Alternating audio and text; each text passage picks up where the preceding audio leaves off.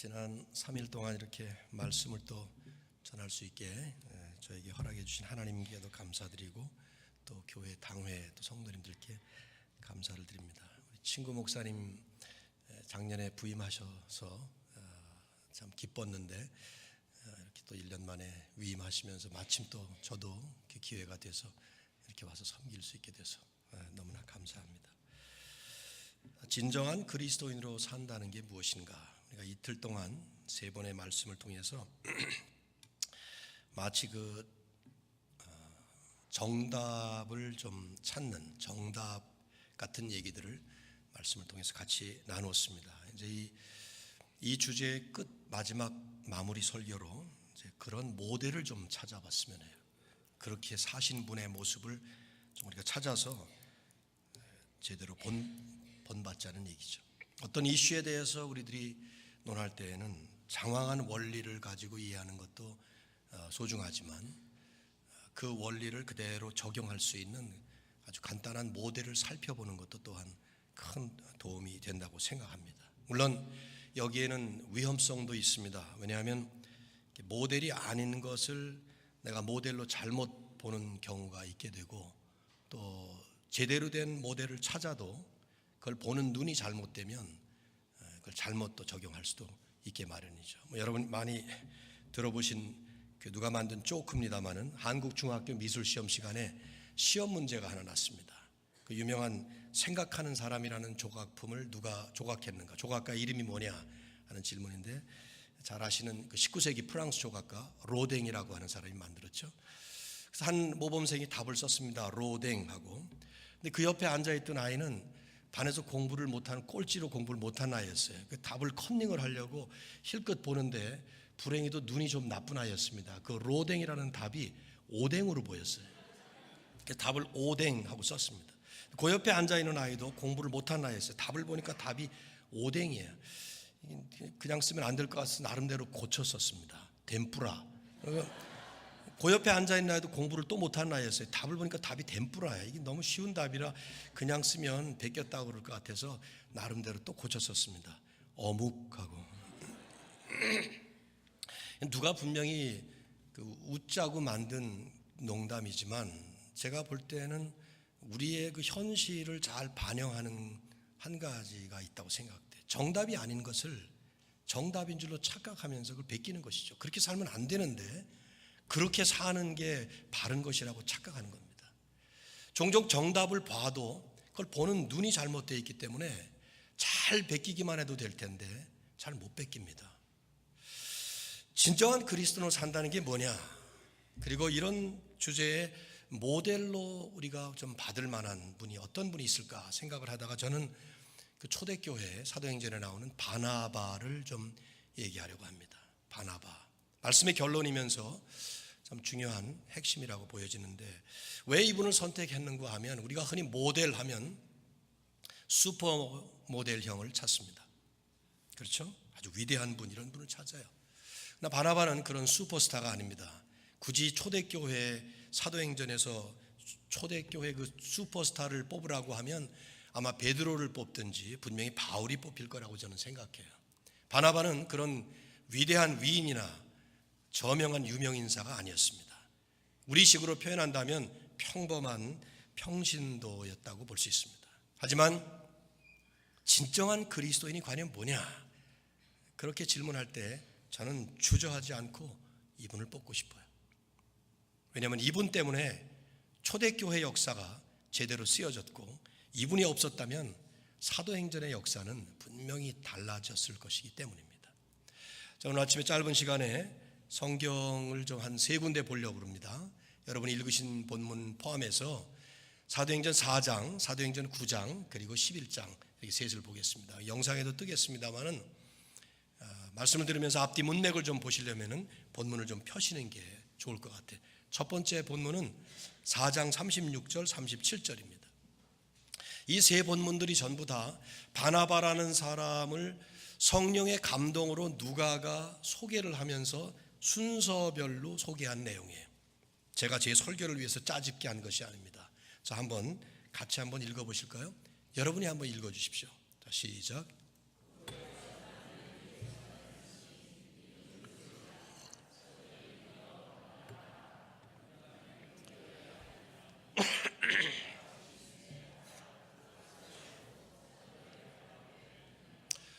이분의 원래 이름은 요셉이었습니다. 유대의 아주 흔한 이름이죠. 우리식으로 존이라든가 제임스 뭐 이런 이름인데, 이분은 그 당시 초대교회의 본명인 요셉보다는 별명인 바나바라는 이름으로 알려진 사람이었어요. 여러분이 어떤 사람에게 별명을 줄 때에는 그 사람의 특징을 표현하는 것을 별명으로 세우지 않겠습니까? 저희 중학교 때 제가 잊을 수 없는 동창 가운데 하나는 별명이 뻥튀기가 있었어요. 안아무개인데 여러분 교회 다니고 있지 않을 거예요 아마. 얘는 말만 하면 뻥을 튀긴 아이였어요. 아버지가 경찰서장이었다는 등, 어떤 애에게는 대학교 총장이었다는 등, 뭐 국회의원이었다는 등, 하여튼 엄청난 뻥을 튀기는 아이라서 별명이 뻥튀기였는데, 어떤 사람에게 별명이 주어질 때는 그 사람의 특징을 표현하는 말입니다. 이분의 별명이 바나바, 바라는 말은 아들, 바디메오, 디메오의 아들, 바돌로메, 돌로메의 아들. 그 헬라의 바라는 말은 아들이란 뜻이고, 나바라는 말은 나비라는 말에서 왔는데, 그것은 선지자 혹은 하나님의 말씀을 권면한다 이런 뜻입니다. 그러니까 권면의 아들 혹은 위로의 아들. 그래서 영어로 보면은 son of exhortation, son of encouragement, 우리말로 위로의 아들, 이렇게 아예 번역을 해놨죠. 이름의 뜻을 알기 위해서. 다른 사람을 위로해주고 격려해주는 그런 사람으로 알려진 사람이었어요. 실제로 사도행전을 보면 이분이 나올 때마다 일관성 있게 이분은 다른 사람을 세워주고 다른 사람을 밀어주는, 그런 철저하게 자기 중심이 아닌 다른 사람을 위해서 마치 사는 것처럼 그런 이타적인 삶의 모습으로 보여집니다. 그 첫 번째 예가 바로 이 37절의 짧은 예예요. 아무것도 아닌 것 같지만 보십시오. 그가 밭이 있음에 팔아서 그 값을 가지고 사도들의 발 앞에 두니라.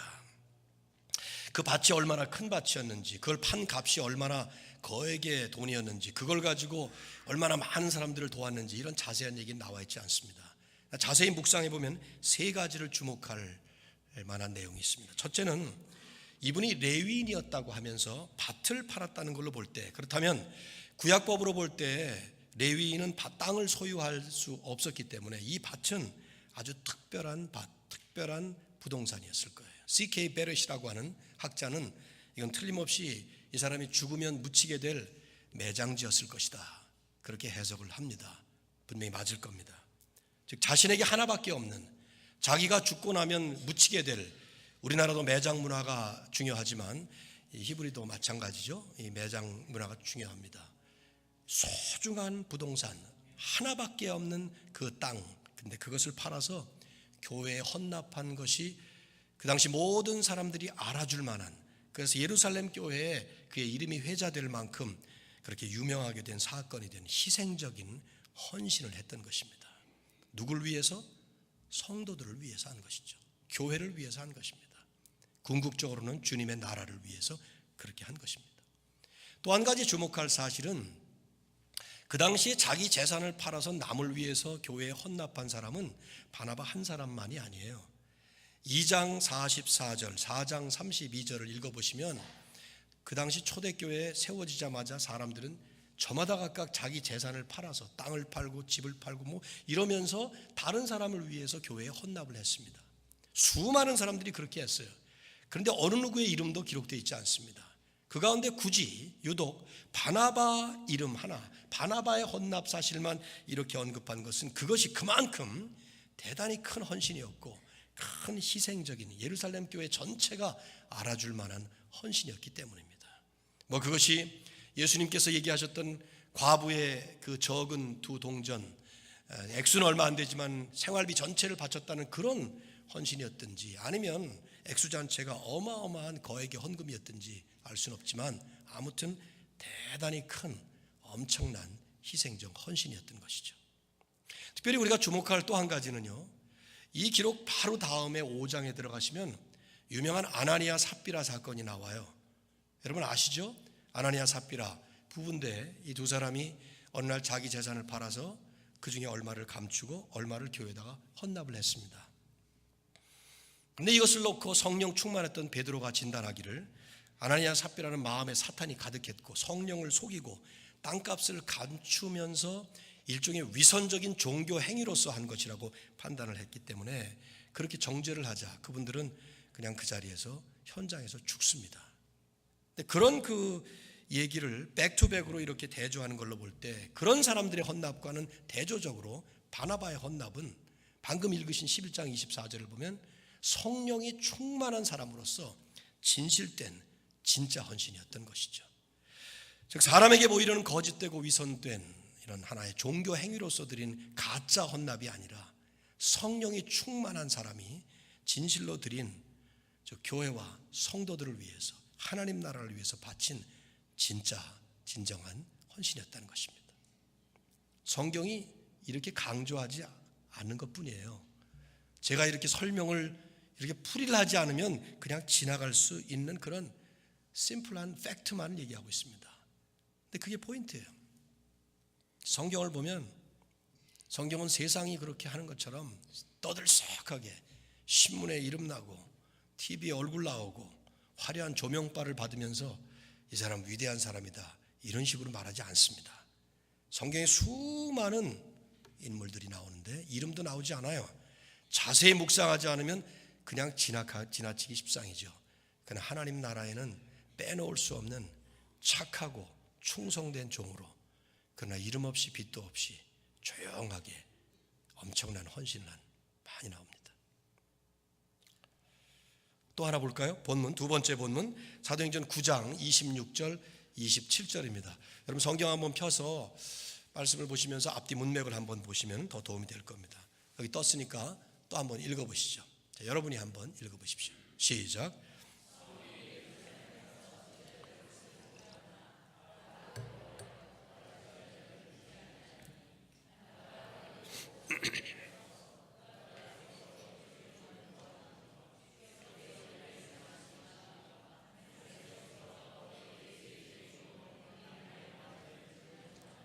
배경 설명이 좀 필요할 것 같습니다. 사도 바울이 바울 되기 전에 이름은 사울이었습니다. 예수님을 만나기 전에 사울은 교회를 극렬히 핍박하던 사람이었어요. 스데반을 죽이는데 앞장섰고 그것이 모자라서 그 일로 인해서 일어나는 환난 때문에 사면팔방으로 풍비박산이 됐던 예루살렘 교회 교인들을 찾아내서 잡아 가두고 심지어 죽이기도 하고 자기 스스로가 말을 그렇게 했죠. 사람을 죽이고 나는 가두기도 하고 그랬다. 그래서 다메섹이라고 하는 먼 곳까지 도망간 그리스도인들을 잡기 위해서 그는 대제사장의 공문을 가지고 로마 병정들을 잃고 갑니다. 사람들 잡아 죽이기 위해서. 근데 가다가 부활하신 예수님을 만납니다. 내가 왜 나를 핍박하느냐. 그럴 때 그 자리에서 그는 변화되어서 회심의 역사를 이루고 그리고 하나님을 믿는 사람이 되고 예수님의 제자가 됩니다. 그래서 우리가 잘 알고 있는 바울이 되죠. 복음 전도자가 된 거예요. 그래서 바울이 전도자가 된 다음에 예루살렘으로 내려갑니다. 오늘 이 본문을 보시면은 예루살렘에 가서 제자들을 사귀려고 했어요. 사도들을 만나려고 했습니다. 그러나 다 두려워서 만나주질 않습니다. 뭐 그러지 않았겠어요? 엊그제까지 사람 죽이던 살인자가 강도질하던 강도가 뭐 예수 믿고 변화됐다 그러면서 만나자고 그러면 여러분 쉽게 만나겠습니까? 그거 쉬운 일이 아닐 겁니다. 한국에 가시면 조폭교회라는 교회가 하나 있어요. 뭐 이름이 조폭교회는 아닙니다. 그런데 조폭이 뭔지 아시죠? 조직폭력배.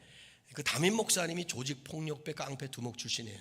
근데 이분이 이제 예수님을 만나고 변화돼서 중국에 선교사로 나갔다가 선교가 잘 안 된 거예요. 그래서 다시 들어왔습니다. 한국으로. 그리고는 아무래도 나는 내 식대로 목회하는 게 좋겠다. 그래서 옛날에 자기를 따르던 아우 형님 동생 하던 사람들을 만나가지고 전도하고 그래서 그런 사람들이 교회에 모여서 교회를 이룬 겁니다. 전부 다 옛날에 그 조폭 출신들이죠. 거긴 뭐 장로, 권사 이런 직분이 없고 다 그냥 형님 하고 그냥 형님도 아니고 행님 하면서 이렇게 어깨 이렇게 하는 인사하는 인사법일 거예요. 뭐 우리처럼 아마 당신의 눈 속에 보면 이런 찬양 아마 안 할 것 같아. 형님 하면서 할 것 같아. 제가 한국에 가서 한번 가보고 싶었는데 기회가 못 돼서 못 가봤습니다만은 아마 그런 교회 가서 예배 드리기 쉽지 않을 것 같아요. 우리들은 예배 드리다가 좀 졸면 글쎄요 손으로 깨울 것 같지가 않아요. 뭐 회칼이 들어오든지 하여튼 무시무시할 것 같아요. 그런 분위기 아니겠겠어요? 사울이 어제까지만 해도 사람 죽이던 사람, 자기 스스로 나는 핍박자요 폭행자요 I was a persecutor, a violent man 막 이런 표현을 쓰지 않았어요. 어제까지 사람 죽이던 사람인데 교인들이라면 잡아 가두던 사람인데 갑자기 나타나서 내가 이제 복음 전도자가 됐다. 누가 믿어주겠습니까? 사도들도 안 만나주고 제자들 아무도 믿어주지 않는 그런데 바로 그때 그런 사도 바울의 손을 붙잡고 직접 데리고 가서 사도들에게 그를 밀어주고 천거해주고 추천해 주었던 사람이 바로 바나바였어요. 생각해보면 바나바는 바울이 회심할 때 다메섹 도상에 있었던 사람이 아닙니다. 다메섹으로 갈 때 바나바가 같이 있었던 게 아니에요. 바울이 내가 주님을 만났고 나 이제 예수 믿게 됐다 하니까 믿어준 것뿐이지. 더구나 사도 바울이 전도했다지만 전도 활동을 직접 목격한 것도 아니에요. 하지만 바울이 자기가 전도자가 되었다 그러니까 그 말을 액면 그대로 믿어주는, 왜냐하면 바나바는 사람을 볼 때 그 사람을 믿어주고 그 사람을 세워주는, 그 사람 안에 있는 가능성을 보고 오히려 긍정적으로 그 사람을 받아주는 그런 사람이었어요. 없는 것도 찾아내서 깎아내리고 헐뜯고 비난하는 게 아니라 또 한 번 찍어버리면 그냥 영원히 찍어버리는, 우리 한국 사람들이 좀 그런 것 같다는 느낌이 들어요. 제가 볼 때는.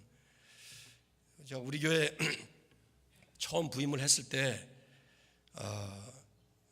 교우들 가운데는 어떤 분들이 이제 저를 도와준다고, 목사님 저분을 조심하세요, 저분을 조심하십시오, 저분은 이런 짓을 했습니다, 저런 짓을, 이렇게 말씀하는 분들이 저를 도와준다고 이제 그렇게 하신 건데, 가만히 듣다 보니까 그게 한 20년 전에 일어났던 일을 얘기하는 거예요. 아니면 20년 전에 어떤 일을 저질렀나 봐요 아마. 근데 20년이 지나도록 그분은 찍힌 거지. 그러니까 아니 20년이면, 여러분 10년이면 뭐가 변해요? 강산이 변하고 20년이면 죄인이 성인으로 충분히 바뀔 수 있습니다.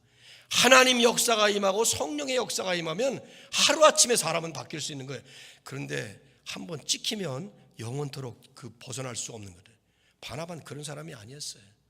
어제까지만 해도 살인자요, 어제까지만 해도 핍박하는 사람이었지만 내가 이제 예수 믿었다니까, 이제 회개했다니까, 나 이제 바뀌었다고 그러니까, 나 이제 다른 사람 됐다니까 그 말 그대로 믿어주고 받아주고 오히려 밀어주면서 세워주는, 생각해 보십시오. 사도들과 예루살렘 교회 교인들이 이 바울을 믿어주지 않았는데 바나바 한 사람의 추천 한마디에 다 받아주는 그런 분이 있잖아요. 말을 많이 안 해도 한마디 말을 딱 하면 그대로 믿어주게 되는 그런 분이 있지 않습니까? 바나바가 바로 그런 사람이었다 이 말이에요. 놀라운 신뢰를 가진 그런 사람이었죠. 바나바가 없었다면 바울은 사도로 세움을 받을 수가 없었어요. 이 바나바가 아니었다면 초대교회 사도행전의 역사가 이렇게 쓰일 수가 없었어요. 왜? 초대교회 사도행전은 베드로 중심의 유대 선교에서 바울 중심의 이방 선교, 세계 선교를 향해서 나아가는 그 확장 과정, 전개 과정을 설명하고 있는 것인데, 그 과정 속에 베드로와 바울, 유대 선교와 세계 선교의 결정적인 교량 역할, 가교 역할을 했던 사람이 바로 바나바였기 때문입니다. 이 바나바 아니었다면 사도행전의 역사는 분명히 다르게 전개됐을 거예요. 초대교회 역사는 달라졌을 겁니다. 성경이 이런 강조를 하지 않는 것뿐이에요. 조용하게 사실만 그냥 기록하니까. 근데 그것이 포인트라니까요. 세상이 하는 것처럼 떠들썩하게 성경은 그렇게 얘기하지 않습니다. 다윗이라는 사람이 이스라엘 통일 왕국의 위대한 성군 같지만 다윗이 다윗 왕으로 등극하기까지는 이름 모를 아둘람 굴의 600명의 무명 용사들이 그 뒤를 받쳐주었습니다. 사무엘 상하를 잘 읽어보십시오.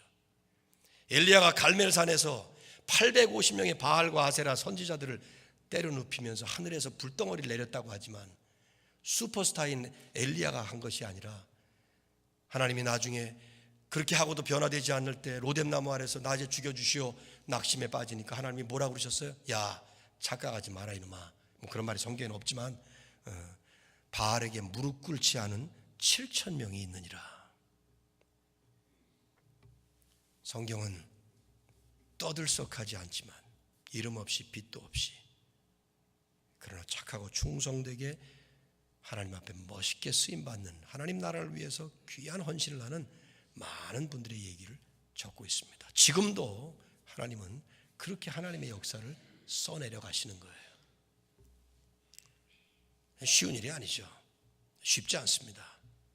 바나바가 어떻게 그럴 수 있었을까? 자기는 물러가고 바울을 세우고 말이죠. 그래서 아마 11장 24절의 말씀이 기록되지 않았나 생각돼요. 한번 볼까요? 마지막으로 한 번 더 읽으셨던 그 말씀. 자, 읽어보시죠. 시작.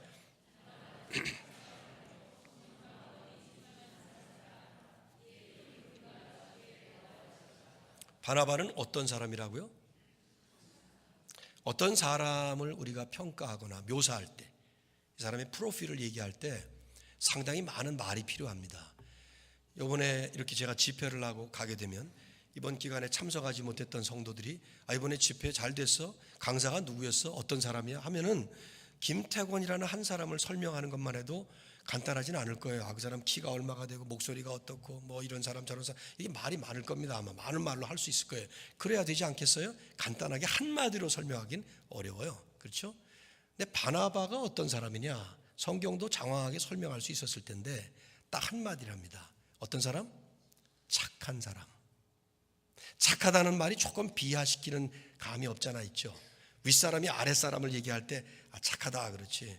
여기 연세 지긋하신 어르신들에게 중고등학교 학생들이 아유 장로님 착하네, 이건 좀 결례가 되는 말이잖아요. 오히려 장로님이 아이들 보고 너 참 착하다, 이런 말은 좀 바꿔야 돼요. 바나바는 좋은 사람이요. 영어 성경에 나온 표현 그대로 He is a good man 말이죠. 좋은 사람이다. 바나바가 어떤 사람입니까? 하고 질문하면 성경은 다른 말이 없어요. 바나바 good man, 좋은 사람이다. 좋은 사람. 여러분도 참 좋은 사람들인 것 같아요. 제가 이렇게 얼굴 보니까 뭐 속은 잘 모르겠지만 아무튼 하나님은 중심을 보시지만 우리는 겉모습을 보지 않습니까? 그러니까 어쨌든 다 좋으신 분들 같아요. 전부 좋은 사람. 근데 여러분 잘 생각해 보세요. 사도행전 전체를 읽어보시면 좋은 사람이라는 말을 들은 사람 바나바밖에 없어요. 초대교회 그 많은 사람 가운데 좋은 사람이 딱 한 명인가? 대답해 보십시오 한번. 이게 무슨 뜻이에요? 초대교회에 얼마나 좋은 사람이 많았겠어요. 아니 자기 재산 아끼지 아니하고 팔아서 교회에 헌금하고 그걸로 구제하고, 사도행전 2장 40절 이하에 보세요. 하루아침에 3,000명이 회개하고 예루살렘 교회가 시작되면서 그들이 했던 것은 자기 물건 아끼지 아니하고 전부 남을 위해 내주는 그런 사람들이었어요. 사랑으로 섬기게 하소서. 이게 초대교회 모습 아니에요. 근데 그렇게 많은 좋은 사람들이 있었을 텐데 그 중에 유독 바나바만 좋은 사람이다 이렇게 말하는 건 말이 좀 안 맞잖아요. 신학적으로는 저는 어떻게 해석할지 모르겠습니다만은 상식적으로 생각해 볼 때 아마도 그 많은 좋은 사람들 가운데도 정말 outstandingly 뛰어나게 좋은 그런 사람이었기 때문에 바나바 그러면 좋은 사람, 진짜 좋은 사람, 정말 좋은 사람. 우리는 그 앞에 뭐가 많이 붙어야 되겠지만 여기서 그런 말 필요 없이 좋은 사람 이렇게 붙은 것 같아요. 그러나 여러분 오해하지 마십시오. 아마 바나바가 태어날 때부터 기질적으로 성품이 좋은 성품이었나 보지. 그건 오해입니다. 그런 사람은 세상에 단 한 명도 없습니다. 우리는 모두가 다 태어날 때는 기질적으로 원죄를 가지고 태어납니다. 이 원죄의 핵심이 뭐냐면 자기밖에 모르는 거예요. 이기적인 죄의 성품. 그래서 나밖에 몰라요. 그러다 보니까 다른 사람을 배려하는 것이 전혀 없습니다. 저는 증명해 보여드릴 수 있어요. 지난 4년 동안 그걸 눈으로 똑똑히 목격하면서 살았습니다. 우리 집에서. 저희 집에 아기가 둘 태어났어요. 제 아내가 낳은 게 아니고 저 아들 며느리가 결혼해가지고 우리 이제 같이 사는데, 우리 아들 며느리가 결혼하자마자 이제 딸을 낳고 그 다음에 또 2년 만에 또 딸을 낳고, 그래서 큰 녀석이 이제 4살이 되어가고 둘째 녀석이 2살이 되어가는데, 아유 여기 할아버지 할머니들 손주 손녀 얼마나 귀여워요. 얼마나 예쁩니까? 얼마나 착한지. 걔들의 그 착하고 귀여운 모습을 볼 때마다 분명히 할아비를 닮아서 이렇다 그런 생각을 늘 가지면서 제가 마음의 위로를 받는데, 어느 날 얘가 그 이미지를 깨버리더라고요. 한 8개월쯤 됐을 때 같은데 엄마가 젖을 먹이다 말고 으악 하고 비명을 지르는 소리를 들었어요. 왜 그러냐 그랬더니 애가 젖을 깨물은 거예요. 젖꼭지를 꽉 깨물은 거예요. 피가 나도록. 그런 애들이 있죠. 다 그런가 애들? 안 그런 애들이 있나요? 아무튼 대부분 그런 경우 이가 날 때 그렇다고 그런 얘기를 들었는데, 그 왜 그럽니까? 엄마들 한번 대답 좀 해보세요. 연구해 보셨어요? 왜 애들이 깨물어요? 젖이 안 나오기 때문에 깨문대죠. 이가 또 가렵기도 하고. 아니, 가려우면 쥐들도 뭐 가서 그냥 이런 나무 같은 거 긁고 그러면서 하는데 자기도 그럴 수 있잖아요. 다른 데 가서 그거 하든지. 애꿎은 엄마 젖꼭지가 얼마나 아플 텐데 젖이 안 나오면 입에다 좀 힘주고 두 주먹 불끈 주고 배에다 힘주고 쫙 빨면 그 나오지 않겠어요? 왜 그러지 않고 그걸 깨물어 애꿎게? 우리 애가 특별히 유별나서 그렇습니까? 아닙니다. 난 그걸 보면서 처음엔 할머니 닮아서 이런가 그런 생각을 했는데 그게 아니더라고. 얘가 죄인이야, 죄인. 죄인이라 이런 거야, 죄인이라. 이게 자기밖에 모르는 죄성을 가지고 태어난 인간이다 보니까 자기 뜻대로 안 되니까 그냥 그걸 남에게 해버리는 거예요. 그게. 둘째도 마찬가지고요. 애들이 셋째, 넷째를 또 낳겠다고 그러는데 아마 계속 그럴 겁니다. 아마 이것도 이제 언젠가 성령이 임하시고 하나님의 역사가 임하면 회개하고 중생의 역사, 그런 날을 제가 기다리면서 지금 기도하고 있는데, 모든 인간은 다 죄인이에요. 전부 다 죄인입니다. 태어날 때는 나밖에 모르는 이기적인 성품, 나를 위해서 다른 사람을 이용하고 다른 사람을 배려해요. 그런 게 어디 있습니까? 근데 이제 점점 성장하면서 남 눈치도 보고 뭐 그러면서 예수님 믿게 되면 이제 그 다음엔 또 변화되고 그러는 거죠. 그러나 태어날 땐 다 그런. 바나바도 기질적으로 좋은 사람 아닙니다. 성경에는 없지만 보나마나 로마서 3장 9절에 나오는 것처럼 모든 인간이 다 의인은 없나니 하나도 없습니다. 거기에 해당되는 죄인이었습니다. 그렇지만 예수 믿고 나니까, 성령의 역사로 거듭나고 나니까 믿음과 성령으로 착한 사람이 되는, 그래서 그 다음에 말을 덧붙인 거예요. 바나바는 착한 사람이라 태어날 때부터 그랬느니라. 그게 아니라 성령과 믿음이 충만한 자라. 성령과 믿음이 충만한 자가 되다 보니까 그 성령의 역사로 기질적으로는 본래는 악한 사람이었지만 이제는 변화가 되어서 착한 사람, 그래서 남에게 배려할 줄 알고 남을 베풀어주는. 지금 이 사도행전 11장 24절의 말씀은 여러분이 거슬러 올라가면 19절부터 그 섹션이 새롭게 되는 건데, 안디옥 교회라고 하는 한 교회가 설립되어가는 과정 속에 바나바를 설명합니다. 이게 무슨 얘기냐 하면은 안디옥 교회라는 교회가 세워졌어요. 근데 이 교회는 좀 다른 교회였습니다. 예루살렘 교회가 스데반의 일로 일어난 환란 때문에 전부 다 사도들 외에 사면팔방으로 흩어져 버리고 말았죠. 근데 그 흩어진 사람들이 가는 곳마다 복음을 전했습니다. 8장 4절을 보시면은 빌립이 사마리아에 가서 복음을 전하고, 어떤 사람들은 또 더 멀리 가서 전하고, 근데 가는 데마다 이 사람들이 복음을 전했던 대상은 유대인들이었어요. 디아스포라 유대인들. 그런데 19절을 보시면 어떤 사람들이 안디옥까지 이르러서 거기서 이방인들에게 처음 복음을 전하기 시작했어요. 헬라인이라고 나오는데 그 이방인이에요. 유대인이 아니라 이 말이죠. 그래서 처음으로 이방인들이 복음을 받고 예수 믿고 교회를 모이기 시작한 거예요. 예루살렘 교회 본부의 입장에서 보면 저게 지금 이방인들이 모여서 예배 드린다는데 그 정통 교회 맞아? 혹시 사입이 아니야? 뭐 이런 궁금증이 일어나지 않았겠어요? 그래서 조사단을 파견한 거예요. 그 조사단 단장이 누구였는가 하면 바나바였습니다. 왜 바나바를 하필 조사단 단장으로 보냈을까? 뭐 제가 생각할 땐 상식적으로 뻔해요. 이 사람은 성령과 믿음이 충만하고 착한 사람이었기 때문에 다른 사람을 보면서 헐뜯지 않은, 언제 경험했어요? 사울을 보면서 경험하지 않았어요. 정정하게, 공정하게 아마 평가할 것이기 때문에 바나바를 보낸 거죠. 아니나 달라요. 바울이라고 하는 한 전과자를 사도들에게 예루살렘 교회에 천거했을 때처럼 이번에는 이방인 교회인 안디옥 교회라고 하는 한 교회를 예루살렘 교회의 본부 교회에 이제는 세워주는 일에 똑같이 쓰임을 받습니다. 바나바는 분명히 보고서에 그렇게 썼을 거예요. 안디옥 교회 염려 놓으십시오. 우리하고 출신은 다르지만 그러나 아주 좋은 교회입니다. 이 성도들 정말 예배 잘 드립니다. 선교적인 사명이 아주 충만합니다. 세계적인 선교를 위해서 쓰임받을 만한 그런 교회입니다. 그렇게 보고서에 썼을 겁니다. 중요한 것은요, 누가가 바로 거기에 붙이는 말씀이에요. 읽어보세요. 뭐라고 써있나? 바나바는 착한 사람이라 성령과 믿음이 충만한 자라. 이에, 이 말이 뭡니까? 이에, 그러므로 큰 무리가 주께 더하여지더라. 즉 바나바 한 사람 통해서 안디옥 교회가 부흥을 하고, 이 한 사람 때문에 안디옥 교회가 큰 성장을 맛보게 됐다는 것입니다.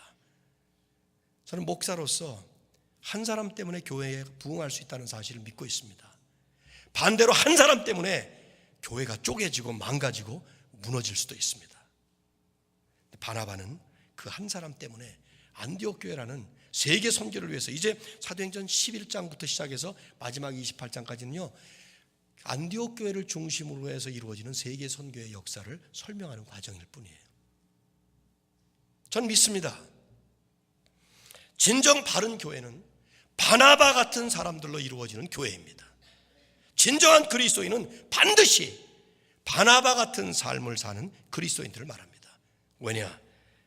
더 이상 죄인의 본질적인 특성인 자기만 아는, 그래서 자기중심적인 철저하게 self-centered life를 사는 것이 아니라 이제는 하나님 중심, 다른 사람을 위해서 자기를 내어주고 다른 사람의 유익을 위해서 나는 손해를 볼지언정 남을 세워주고 밀어주고 믿어주고 그분을 위해서, 그래서 궁극적으로는 하나님 나라, 하나님의 공동체를 세우면서 하나님 나라를 확장해 나가는 바로 이런 분들이 진정한 그리스도인들이고, 이런 교회가 진짜 하나님 앞에 쓰임받는 교회가 되는 줄로 믿습니다.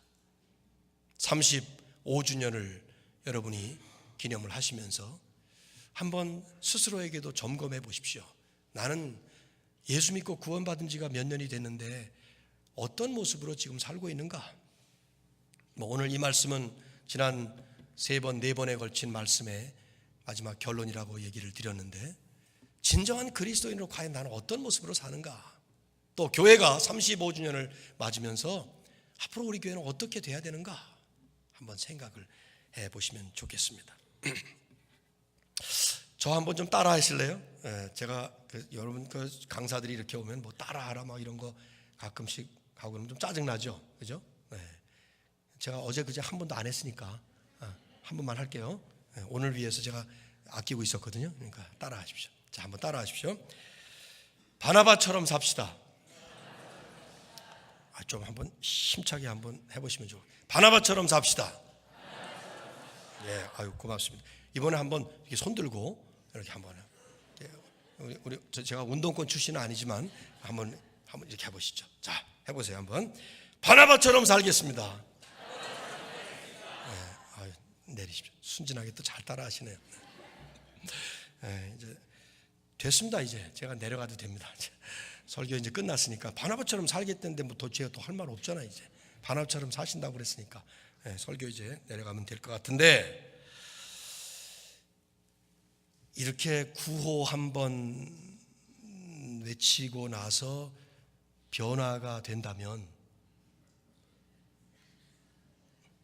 얼마나 좋겠어요. 만세삼창하듯이 구호삼창하면 내 안에서 변화가 일어난다면 얼마나 쉽고 얼마나 좋겠습니까? 바나바처럼 그래 그렇게 살자 하고 지금 저나 여러분이나 생각을 하고 돌아가는 건데, 종종 우리가 빠지는 착각은 내가 생각하는 생각이 나라는 착각에 빠질 때가 있어요. 여러분, 좋은 생각을 하면 좋은 사람일까요? 세상에는 좋은 생각을 하는 나쁜 놈들이 많습니다. 저는 한국에 있을 때 안양이라는 곳에 신도시 평촌이라는 곳인데 옛날 안양이, 거기 교회를 개척을 하고 안양 교도소를 많이 들락날락했어요. 제가 잘못해서 들락날락한 게 아니라 그 교도소 사역을 하느라고 소년 감별소도 가보고 뭐 안양 교도소 많이 거기 들어가 보시면 그 감옥에 있는 수감자들이 전부 나쁜 생각만 하는 사람들은 아니에요. 만나보면요, 지난번엔 내가 그놈을 그냥 칼을 찌를 때 혼나가가지고 잘못 찔러서 재수없어 잡혀 들어왔는데 다음에 나가봐라, 내가 그냥 정확하게 급소를 확 찔러가지고 오장육부를 후변해가지고 한 번에 죽여버리라, 이런 생각하는 사람들이 있는 게 아닙니다. 가보면요, 어떤 생각들 하는가 하면 부모님이 나를 얼마나 잘 키워주셨는데 내가 어떻게 하다가 이런 짓을 해가지고 들어왔다, 막 전부 다 회개하고, 뭐 아까 제가 시킨 거 있잖아요, 손 들고 잘 살겠습니다 다 아마 세상에서 제일 아멘 할렐루야 이 구호 잘 외치는 사람들은 감옥에 있는 사람들이에요. 얼마나 잘하는지 몰라요. 근데 나갔다가 좀 있으면 또 들어와요. 그 다음에 가보면은 너 지난번에 출감했다면서 왜 또 들어왔어? 그러면 아유 글쎄 나 잘 살려고 나가서 생각을 했는데 손이 안 따라준 거지 뭐. 도둑질 안 하겠다고 생각을 했는데 손은 도둑질하는 거야 이게. 생각이 내가 아니에요. 아마 자기 생각이 나라는 착각 속에 빠져있는 대표적인 그룹들이 나는 교회가 아닐까 생각해요. 왜냐하면 교회 오면 목사님 말씀 얼마나 좋습니까? 뭐 여기 양 목사님이, 제가 양 목사님의 인격을 얼마나 잘 아는데 30년 넘도록 사귀면서 저분의 진실함과 성실함이 늘 저에게 감동을 주는 그런 분인데, 양 목사님이 여기서 단 한 번이라도 세상에서 사기치는 법 1, 2, 3 뭐 어떻게 하면 남의 삥땅 치는 법 뭐 이런 거 가르칠 리가 없죠. 말씀마다 얼마나 주옥 같은 좋은 말씀을 듣겠어요. 근데 그 말씀 듣고 아 그래야지 하고 생각하면서 내가 변화되었다고 착각하고 가기 참 쉽습니다. 저희는 앉으면 성경 읽고 묵상하고 맨날 그러니까 목사들도 그 착각에 빠지는 대표적인 장본인들이에요. 문제는 삶이 변화돼야 되죠. 주님이 주신 생각, 성령이 들려주신 음성, 여기서만 맴도는 게 아니라, 그래서 머리만 커지는 가분수가 되는 게 아니라 손으로 내려오고 몸으로 내려오는, 데니스 레인이라고 하는 위대한 강해 설교자가 그런 말씀을 한번 하시더라고요. 제가 한국에서 통역하는데 세상에서 가장 먼 the farthest distance, 가장 먼 거리는 우리의 머리와 우리의 가슴이다, 이런 말을 한번 하더라고요. 그때 그 통역을 하면서 맞다 하는 생각이 들었어요. 머리까지는 왔어요. 귀까지는 들렸습니다. 가슴이 변화되고 손과 발이 변화되는, 바나바처럼 살겠습니다 외치긴 외쳤지만 늘 여기까지만 외쳐버리고 말아버리면 무슨 소용이 있겠냐 이 말이죠. 지금 바나바처럼 살겠다는 게 뭡니까? 바나바가 되겠다는 게 뭡니까? 바나바는요 이렇게 우리처럼 구호는 안 외쳤을 것 같아요. 내 생각에는. 제가 일부러 그래서 구호 한번 외쳐본 거예요. 이분은 조용하게, 그러나 이분의 모델은 예수님이었습니다. 주님께서 말씀하실 때 너희 중에 누구든지 크고자 하는 자는 남을 섬기는 자가 되고, 으뜸이 되고자, 대한민국에서 가장 중요하게 여기는 1등이 되고자 하는 자는 종이 되어야 하리라. 너희는 둘째치고 나조차도, even the son of man, 나조차도 I did not come to be served but to serve, 섬김을 받으려 함이라 섬기려 왔고 많은 사람의 대속물로 주기 위해서 왔느니라. 바나바의 삶은 그 섬김이 전부였습니다. 예수님의 모습이 전부였습니다. 근데 주님의 모습을 보면 볼수록 그리스도인으로 거듭난 다음에 죄성을 가지고 태어났던 예수 믿기 전의 모습은 모르겠지만 이제 예수 믿었으니까, 그리스도인이 되었으니까 그 다음에 변화되는 것은 결국 주님 따라 주님의 모습 닮아가는 건데, 그건 하나예요. 내가 아닌 남을 위해, 내가 아닌 주님을 위해 희생하고 헌신하는. 그래서 내 남은 삶을 하늘의 미랄처럼 내드리는, 이 말씀이 특별히 오늘날 참 어려운 것은 점점 더 교회 안에 희생이나 헌신 같은 것들이 남을 위해서 헌신하고 주님을 위해서 희생하고 한다는 것이 참 보기 어렵기 때문이에요. 뭐 죄송합니다. 여러분의 교회를 제가 처음 와서 이렇게 보면서 참 많은 분들의 섬김을 저도 이렇게 대접도 받고 여러분의 모습도 이렇게 보면서 잘 하고 계시는 모습을 보고 있게 되는데, 이런 거예요. 소수의 선수들이 하나님의 역사의 무대에서 뛰고 있고 다수의 관람객들이 그걸 보면서 즐기고 있습니다. 싸움 없이 잘 즐기기만 해도 좋은 교회라는 칭찬을 들어요. 근데 그러다가 마음에 안 들면 구경꾼이 무서운 폭도로 변하는 것처럼 맥주병 던지고, 막 멕시코인가 어디 남미에서는 축구 시합하다가 자기 선수가 잘못해 실수로 자살골을 넣었죠. 아주 자기 선수가 이왕 아무리 하면 일부러 넣겠어요. 근데 자살골 넣었다고 가서 총으로 쏴 죽였어요. 그 사람은 선수고 자기는 구경하던 주제에 총으로 쏴 죽였단 말이에요. 이번에 LA에 갔는데 제가 딸이 살고 있는 지역에 큰 교회가 있더라고요. 이 교회 참 크네. 그랬더니 저를 데리고 지나가던 목사님 근데 이 교회에 옛날에는 컸습니다. 뭐 1,000몇백 명이 모이다가 지금 뭐 100명 모인다고 그래요. 근데 소문 들었어요. 제가 그 교회, 그 교회가 그 교회구나. 당회를 할 때 이게 최악의 상태였을 때죠. 어떤 장로 한 사람이 장전된 총을 가지고 온 거예요. 그런 그 총을 올려놓고는 당회를 했대요. 이야, 참. 그래서 그 얘기 듣고 나서 당회할 때마다 우리 장로님들 주머니 검사해야 되나 막 그런 생각이 들던데, 여러분 이게 말이 됩니까? 이게 왜 이런 일들이 일어날까? 교회가 점점 현대화되어 가고 대형화되어 가고 그러면서 많은 사람들이 관람객이 됩니다. 그래서 그냥 좋은 교회라고 하는 교회가 주로 그저 즐기고 또 흥분하기도 하고 식사 시간에 맛있게 드시면서 교제도 하고 뭐 그러죠. 뭐 저는 중요하다고 생각해요. 예배는 축제가 되어야 된다고 늘 주장합니다. 저도 교회 만찬은 결혼식 만찬 같은, 우리 교회는 그래서 점심 때 몇십 년 동안 지금 국수를 하는데, 잔치국수 같은, 드시고 싶으시면 한번 놀러 오십시오. 잘 대접해 드리겠습니다. 특별히 이민교회가 예배 드리고 밥 먹고 돌아가는 기색이 역력합니다. 예배도 소중하고 교제도 중요하지만 문제는 교회의 주인 되시고 머리 되시는 주님께서 원하시는 모습이냐 하는 것이죠. 주님은 거기서 끝나라고 말씀하는 것이 아니에요. 시작이에요. 이제 이 예배가 시작이에요. 어떤 시작입니까? 이제 예배 드리고 나아갈 때 세상을 향해 뿌려지는 소금이 되는 것입니다. 어두운 세상을 빛 대신 진정한 발광체이신 예수 그리스도를 빛내드리는 반사체로 나가서 빛을 발하는 시작이에요. 주일 예배는 시작입니다. 주일은 안식일이면서도 시작입니다.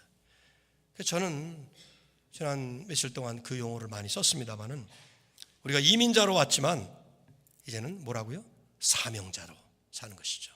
저희 교회 또 이 학생들, 유학생들이 참 많은 교회라 구경꾼이 아닌 선수다, 이 말도 많이 씁니다. 왜냐하면 제가 부임을 해보니까 우리 교회가 참 귀한 사역을 48년 동안 이 자리에 있는 흑인촌에 있는 교회인데, 바로 옆에 유펜도 있고 좋은 학교들이 많다 보니까 많은 학생들에게 참 사역들을 많이 했어요. 근데 와서 보니까 제 눈에 보이기에는 참 사명자보다 자꾸 이민자로 돌아가려는 여기가 좋사오니 하는 그 안주하는 현상들이 보이고, 특히 이제 학생들을 보면서 제가 흥분하기 시작했어요. 이 많은 학생들이 구경꾼처럼 그냥 왔다 가는 거예요. 자기 모교회가 아니니까, 공부하러 왔으니까 지나가는 거죠. 그래서 제가 처음에 부임했을 때 설교를 그렇게 했습니다. 여기서 죽으면 너희들 장례식 내가 치른다. 여기가 모교회다. 시신 가지고 한국으로 안 돌아간다. 그런 얘기를 제가 적나라하게 했어요. 내가 장례 치른다. 여기 너희들의 모교회처럼 생각을 하고 선수로 돌아가라. 올 때는 구경꾼으로 왔지만 갈 때는 선수로 가라. 참 많은 안 믿는 사람들이 처음 발을 디뎌요. 친구 따라 강남 간다고 유학생들에게 밥 주고 잘 섬기니까 교회가 그들을. 그러다 보니까 잠깐 있다가 돌아가면서도 아이들이 등록하고 선수 되겠습니다, 뭐 그런 다짐도 하고 그러고 갑니다. 6주 동안 제가서 공부하고 나서 그 다음 주에 등록을 시키면 그 다음 주에 또 떠나는 애들이 있어요. 아주 짧게 있다가 언어 연수 받고 가는 애들이 있는데, 그래도 구경꾼처럼 있지 말고 선수로 가라. 그러다 보니까 떠나면서 애들이 종종 편지 한 장 써주고 카드 한 장 써주고 가는데, 그때마다 제가 목회의 보람을 느낍니다. 얼마 전에도 한 자매가 저에게 편지 카드를 하나 써주고 갔어요. 1년 있다 간 자매였는데 제가 한번 읽어드리겠습니다. 인생에서 큰 변화를 겪고 한국으로 돌아가는 저에게 큰 사명이 주어졌다고 생각합니다. 그것은 바로 저를 통해서 주님의 향기를 전하는 것입니다. 저를 알고 있던 지인들이 1년간의 미국 생활을 마치고 돌아온 저를 보면서 겉모습의 변화가 아닌 근본적인 알 수 없는 변화를 느끼고 그 실체가 주님이신 것을 깨닫게 만드는 것입니다. 저의 눈빛 하나, 표정 하나, 손짓, 말투 하나하나에서 주님을 느껴지게 만드는 것, 이런 크나큰 사명을 수행하기 위해서 더 열심히 훈련받았어야 하지 않았나 하는 반성을 하게 됩니다. 하지만 영원이라는 무한한 시간 속에서 이루어져가는 하나님의 나라를 위한 훈련은 어차피 끝이 없기 때문에 후회는 접어두고 한국에서 더 열심히 훈련을 받고 쓰임받으려고 합니다. 목사님의 말씀을 듣고 성장한 한 신도가 한국에 가서 복음을 전파하고자 하니 목사님의 말씀은 필라델피아 임마누엘 예배당이 아닌 한국까지 울려 퍼지는 것이겠지요. 이 너무나도 아름답고 경이로운 일에 동참할 수 있어서 너무도 감격스럽습니다. 목사님, 우리의 이런 노력이 헛되이 되지 않도록 기도해 주십시오.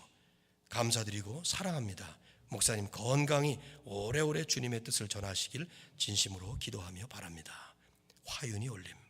이 자매는요, 우리 교회에 딱 1년 나오다 갔는데 교회를 우리 교회 첫 발걸음을 디디나요. 한 번도 교회 한국에서는 다녀본 적이 없어요. 근데 친구 따라 찾아와서 국수 좋아서 먹다가 그러다가 이렇게 잘 믿고 가는데 세례 줄 틈이 없어서 세례도 못 받고 그냥 한국으로 갔습니다. 그러나 올 때는 구경꾼으로 왔지만 갈 때는 선수가 되어서 주님의 향기를 전하는 이런 사명을 마음속에 품고 간다고 할 때 이런 편지 읽으면요, 목회에 힘이 나고 얼마나 보람이 있고 얼마나 감동스러운지 몰라요. 근데 저는 그거보다 더 중요한 것이 내가 이렇게 감동을 받을 때, 내 가슴이 이렇게 뭉클하고 눈시울이 적셔질 때는 하나님은 어떠시겠는가, 그런 생각이 드는 거예요. 왜요? 하나님은 역대하 16장 9절을 보시면 여호와의 눈은 온 땅을 두루 감찰하사 전심으로 자기에게 향하는 자를 위하여 능력을 베푸시느니라. 하나님의 눈이 지금도 온 땅을 마치 서치라이트로 뭐를 찾듯이 하나님을 향해서 전심으로 헌신하고자 하는 사람을 찾으시고 계세요. 그러면서 찾으면 그분에게 은혜를 주고 능력을 베푸시는, 요한복음 4장에 뭐라고 나와요? 하나님은 이렇게 예배하는 자를 찾으시느니라. 예배를 예배당에서 다 드린다 하더라도 다 똑같은 예배가 아니에요. 전심으로 하나님을 향해서 신령과 진정으로 영과 진리로 간절하게 사모하는 마음을 가지고 예배를 드리는 그 예배자, 전심으로 하나님을 향하는 자에게 하나님은 찾으셔서 그 예배자에게 은혜도 주시고 도전도 주시고 놀라운 능력을 베푸시는 줄로 믿습니다. 예배 끝나고 나아갈 때 우리의 발걸음이 달라지는 거예요. 삶이 달라지는 것이죠. 여러분, 선수라는 말을 자주 써서 불편하실지 모르겠습니다만 제가 얘기하는 선수는 뭐 어떤 스포트라이트를 받거나 휘황찬란한 조명빨 아래 이름 날리고 서 있는 그런 그림이 아닙니다. 신문에 이름 나고 매스컴에 오르내리고 이건 세상이 하는 짓이고요. 하나님은 조용하게 이름 없이 빛도 없이 그러나 정말 희생적인 헌신을 하나님 앞에 드리는, 그러면서도 자기가 슈퍼스타가 되는 게 아니에요. 바나바처럼 바울을 세워주고 안디옥 교회를 세워주고 하나님 앞에 하나님의 일꾼들을 세워주고 남을 밀어주고 그래서 공동체를 세우고 하나님 나라를 이끌어가는, 그래서 그 한 사람 때문에 하나님의 공동체인 교회가 부흥을 하는 역사가 일어나는. 여러분 한번 질문해 보십시오. 스스로에게 나는 하나님의 나라를 흥하게 하는가 망하게 하는가? 나는 교회를 성장시키는 사람인가 아니면 무너지게 만드는 사람인가? 한번 질문해 보세요. 이런 질문할 때 어떤 사람이 여러분의 머리에 떠오르면 안 돼요. 아, 그 사람, 그리고 이 설교 누가 들었어야 되는데 왔나? 이렇게 찾으면 안 됩니다. 각자 자기가 받아야 됩니다. 나 부인이나 남편에게도 가서 얘기하면 안 돼요. 오늘 목사님이 네 얘기하더라, 그런 얘기 하시면 안 되는 거예요. 그거. 내 얘기하는 거예요. 내 얘기, 자기 얘기. 저는 저에게 얘기하는 거예요. 저는 제가 목사로서 나는 하나님의 나라를 흥하게 하는가 망하게 하는가, 이 질문을 늘 하고 있어요.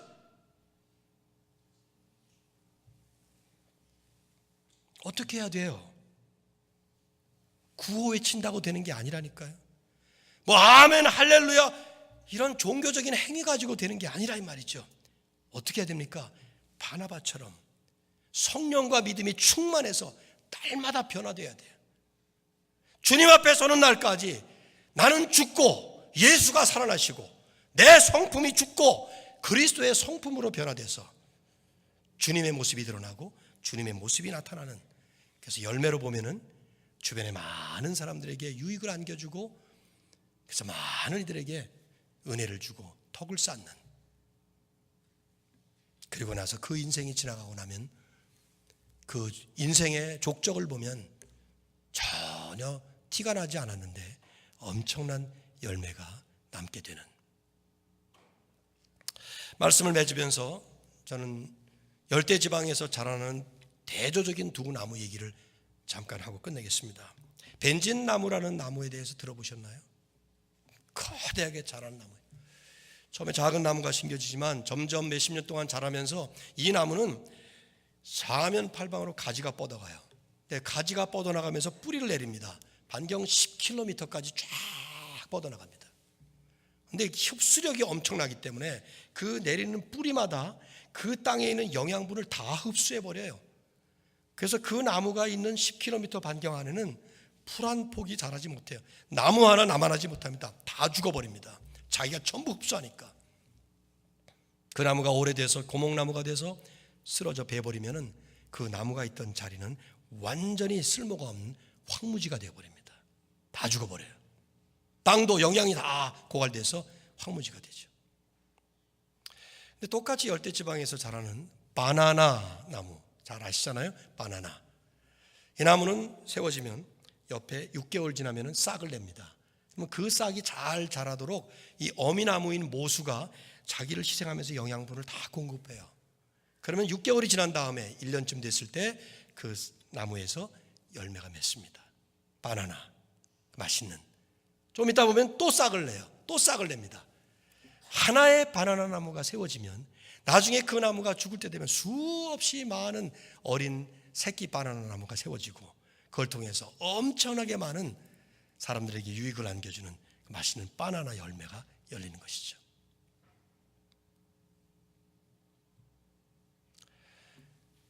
여러분은 바나나 나무입니까? 벤진 나무입니까? 제가 미국에 80년에 처음 이민 왔을 때 이민 성공 수기, 이민 생활에서 성공한 사람들의 이야기, 이러면서 얘기가 나오는데 보니까 대부분 어떤 거냐면은 어떤 업종을 가지고 있는 분이 비즈니스에 성공했다는데 동일 업종을 다 죽여버린 거예요. 세탁소 하나가 주변에 있는 세탁소 다 죽여버리고 자기 혼자 큰 거야. 벤진 나무가 된 것이죠. 그리고는 성공했다고 신문에 나오고 그러더라고요. 그게 성공입니까? 남 다 죽여버리고 자기 혼자 사는 것이.